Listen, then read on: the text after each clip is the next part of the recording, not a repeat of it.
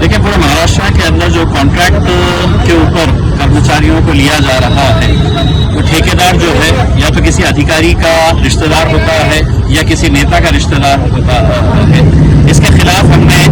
Aurangabad bench of Bombay high court के अंदर मैंने एक जनहित याचिका फाइल की है कि किस तरीके से गरीब कर्मचारियों को, तो 30 दिन मेहनत तो ये करता है लेकिन पैसा जो है वो ठेकेदार खा रहा है, और वो ठेकेदार इसलिए खाता है कि आधा हिस्सा अधिकारियों को दिया जाता है। अब यहाँ पर आज जो बीड़ के और लातूर के मेडिकल डिपार्टमेंट के अंदर जो ड्राइवर्स थे, 102 के जो ड्राइवर्स थे, अगर आप इनकी व्यथा अगर जानेंगे तो हैरानी होगी। और मैं खास तौर से बीड़ के और लातूर के लेबर ऑफिसर को और लेबर कमिश्नर को ये क्लिप भेजना चाहता हूँ। ये कर्मचारी पिछले 9 साल से काम कर रहा है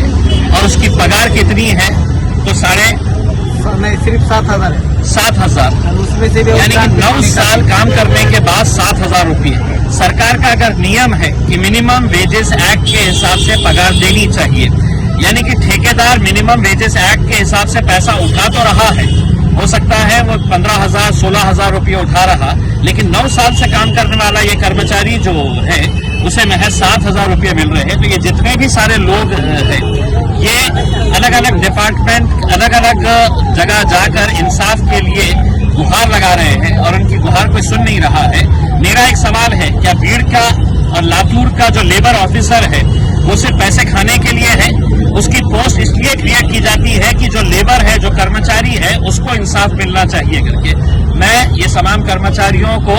बीड़ के और लातूर के लेबर ऑफिसर के पास भेज रहा हूं और उनसे ये विनती कर रहा हूं कि इनको इंसाफ दिलाइएगा करके, क्योंकि आप जिस कुर्सी के ऊपर बैठे हैं, आपका काम कर्मचारियों का हित कैसा होना चाहिए उसके लिए है, ना कि ठेकेदारों को फायदा कैसा पहुंचाया जा सकता है। तो जितने लोगों को निकाला गया है पूरे महाराष्ट्र भर से, उन्हें दोबारा नया कॉन्ट्रैक्ट जिस किसी को मिल रहा है, दोबारा इन्हें नौकरी के ऊपर लिया जाना चाहिए।